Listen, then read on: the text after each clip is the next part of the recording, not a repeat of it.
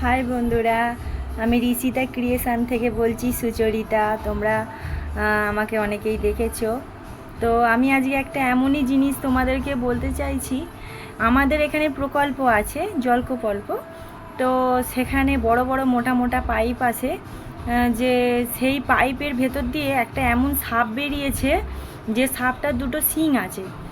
তো আমরা প্রথমে ওখানের লোকেরা প্রথমে তো ভয় পেয়ে গিয়েছিল, যেটা কী সাপ রে বাবা। তারপরে অনেকে ফোনে সার্চ করে দেখলো যে ওটা বালির দেশের সাপ। এখানে অনেক বড় বড় মোটা মোটা পাইপ আছে জলের এর জন্যে।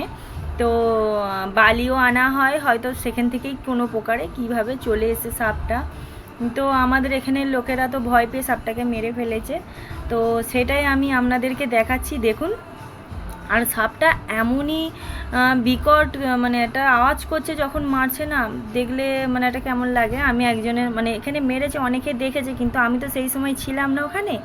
তো আমার ফোনে দেখাচ্ছিল, আমি তো সেটা বললাম, আমি বলে আমি নিশ্চয়ই সবাইকে দেখাবো যে সাপটা এরম, যদি তোমাদের ওখানে কেউ যদি দেখে থাকো, এরম সাপ খুবই বিষাক্ত হয় এসব সাপগুলো। ওই জন্যে আমি ভাবলাম যে আমি একবার বলি, তোমাদেরকে দেখাই সাপটাকে। যদি কেউ যদি কোনো দিন এরম সাপ দেখে থাকো, আমায় অবশ্যই কমেন্ট করে জানাবেন। আর আজকে আপনাদেরকে এইটাই দেখাবো বলে আমি ভাবলাম যে না দেখাই। তো দেখাচ্ছি। সাপটা আমি নিজেও দেখে ভাবতে পারছিলাম যে এমনিই বলে সাপের শিং থাকে না, নাক নেই, এই নেই সেই নেই, একটা ছোড়া আছে যে সাপের শিং নেই, নাক নেই, চোখে নেই।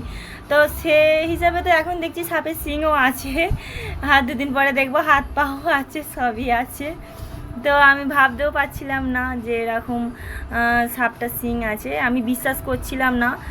যারা দেখে এসে তারা বলছে না আছে, আমি কিন্তু বিশ্বাস মোটেই করছিলাম না। কিন্তু নিজের চোখে যখন দেখলাম, আমি বলি হ্যাঁ, এটা সত্যিকারের।